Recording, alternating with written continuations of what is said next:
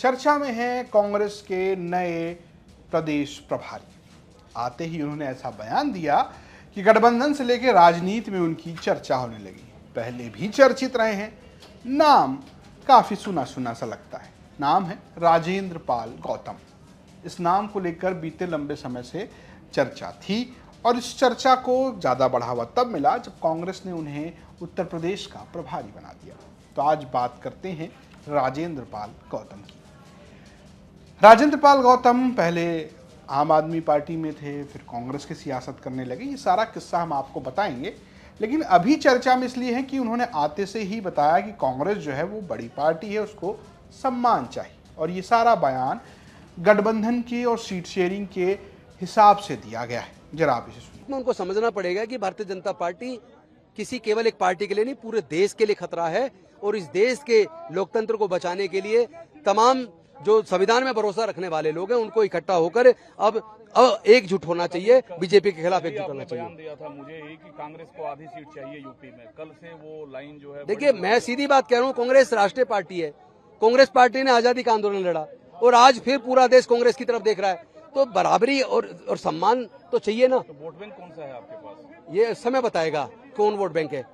समय बताएगा आप समय बताएगा हमको कौन सा वोट बैंक है। इसी बार का रिजल्ट बता देगा। उत्तर प्रदेश की सरकार को उत्तर प्रदेश की जनता उखाड़ के फेंक देगी। दरअसल अगर आप उत्तर प्रदेश देखेंगे तो वहां कांग्रेस समाजवादी पार्टी से छोटी पार्टी नजर आती है, लेकिन अब अगर आप राष्ट्रीय फलक पर देखेंगे तो वो समाजवादी पार्टी से बड़ी है। राजेंद्र पाल गौतम ने कान घुमाकर पकड़ा और कहा कि हम बड़ी पार्टी है। इसको लेकर खूब चर्चा हो रही है कि क्या उत्तर प्रदेश में सपा और कांग्रेस का गठबंधन रहेगा या वो फिर भी चलता बनेगा। ये तमाम चर्चाएं लगातार चुनाव से पहले होती रही हैं। लेकिन आज बात राजेंद्र पाल गौतम की। उन्हें जब से कांग्रेस ने प्रभारी बनाया है, बड़ी चर्चा है कि दलित समुदाय से आने वाले राजेंद्र पाल गौतम को यूपी का प्रभार दिया गया है। राहुल गांधी जिस सामाजिक न्याय की बात करते हैं, जिस पिछड़े दलित के हक की बात करते हैं, उस हक में कांग्रेस के हिस्से एक प्रभारी भी आया है।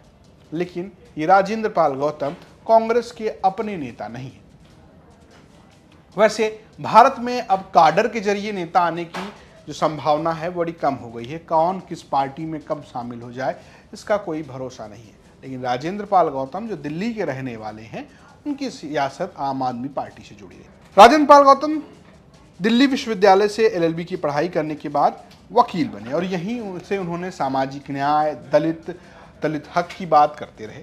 मौका आया जब आम आदमी पार्टी बनी। आपको पता है कि 2014 से पहले दिल्ली में जंतर मंतर पर एक बड़ा प्रदर्शन हुआ, इंडिया अगेंस्ट करप्शन। और इस प्रदर्शन से, इस आंदोलन से एक पार्टी निकली 2014 में, जिसका नाम रखा गया आम आदमी पार्टी। जब ये पार्टी बनी तो बहुत सारे सामाजिक कार्यकर्ता, बहुत सारे नेता, बहुत सारे फिल्म अभिनेता, अलग अलग फील्ड से लोगों ने इसे ज्वाइन किया। उसमें एक नाम राजेंद्र पाल गौतम का था। जब उन्होंने 2014 में आम आदमी पार्टी ज्वाइन की, 2015 में दिल्ली विधानसभा चुनाव में पार्टी ने उन्हें सीमापुर सीट से उम्मीदवार बनाया। पहली बार चुनाव लड़े और चुनाव लड़ते ही वो विधायक बन गए, यानी कि पहली चुनाव में ही उन्हें जीत की सफलता मिल गई। और इस जीत के बाद उन्हें सरकार में एक बड़ा हिस्सा भी दिया गया। आम आदमी पार्टी की दिल्ली सरकार में रहते हुए उन्होंने कई महत्वपूर्ण जिम्मेदारी निभाई, जिसमें समाज कल्याण विभाग, अनुसूचित जाति जनजाति कल्याण विभाग, गुरुद्वारा चुनाव और रजिस्ट्रार ऑफ कोऑपरेटिव सोसाइटी, जल, अन्य विभागों पर वो रहे और कई विभागों में उन्होंने मंत्री पद संभालते हुए उनकी एक छवि बनी। लेकिन ये है पहला पहलू। अब बात करते हैं दूसरे पहलू की। विवादित बयान और बीजेपी की माने तो धर्म का अपमान। यहाँ राजेंद्र पाल गौतम की छवि ये भी रही। दरअसल आपको वो तस्वीरें अगर याद होंगी जब टीवी स्क्रीन पर आम आदमी पार्टी के एक मंत्री ये शपथ दिलाते हुए नजर आए कि क्यों देवी देवताओं की बात नहीं माननी चाहिए, और जिसको लेकर बड़ी आलोचना हुई।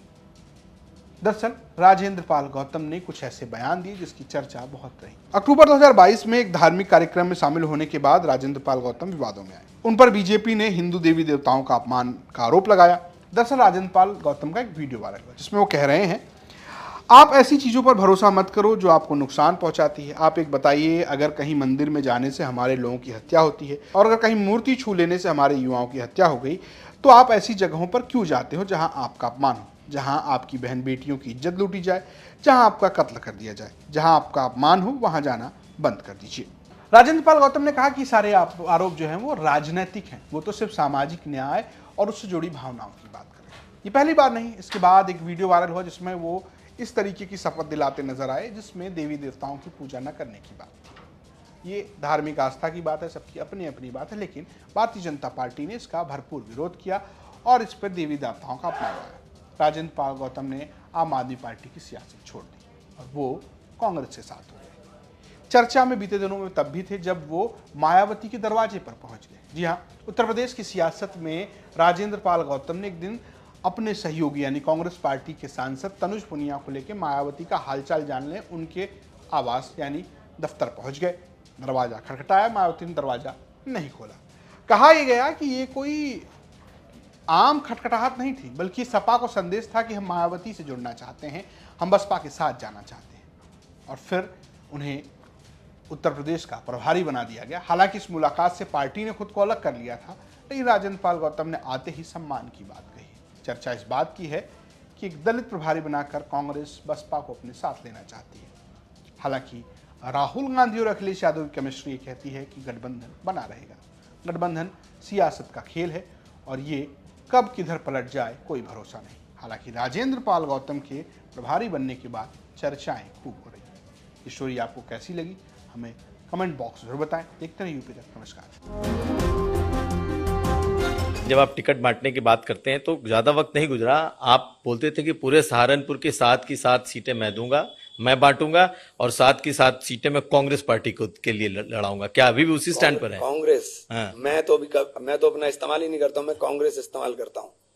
कांग्रेस जो कांग्रेस की वो होगा, ये कांग्रेस का मजबूत जिला है और सब कांग्रेस की सीट यहां लड़ेंगी। 2017 में 5 नहीं लड़े थे क्या हम? 2017 में तो अखिलेश जी मुख्यमंत्री थे, तब भी तो मैं 5 ही लिए थे, तब तो मैं एमपी भी नहीं था। तो इसमें आश्चर्यचकित करने वाली तो कोई ऐसी बात नहीं है जो मैंने बोल दी है। इसमें कोई आश्चर्यचकित करने वाली बात नहीं है। अखिलेश जी मुख्यमंत्री थे, मैं कुछ भी नहीं था। 5 लिए थे हमने, 5 लड़ दे तो अब के लड़ दूंगा तो कौन सी बड़ी बात होगी। अब 5 लड़ेंगे या 7 लड़ेंगे? नहीं, 5 ही लड़ेंगे। 5 ही बोला था मैंने, 5 ही लड़ेंगे। अब लड़ेंगे इंशाल्लाह। मतलब सहारनपुर की 5 सीटें कांग्रेस पार्टी ही लड़ेगी। हाँ, तो क्यों पहले भी लड़े थे भाई।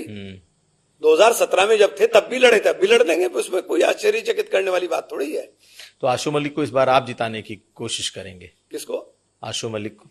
देखिए, मेरा से आशु मलिक, आप पता नहीं आशु मलिक को क्यों मेरे साथ जोड़ते हैं। कोई मेरा वहां मेरा कैंडिडेट है, 47,000 वोट से जीता हूं मैं वहां से, और इनकी मुखालफत के बाद जीता हूं, कोई इनकी माफकत के बाद नहीं जीता हूं। मैंने कहा मैं मुनाफिक नहीं हूं। अगर मैं मुखालफत करूंगा तो ओपन करूंगा, ओपन कह रहा हूं कि नहीं लड़ाऊंगा, मेरा कैंडिडेट लड़ेगा। मैं कोई ऐसा नहीं हूं कि आप मेरे साथ रहेंगे और मेरी पीछे से काटेंगे, नहीं। इमरान मसूद है मेरा नाम।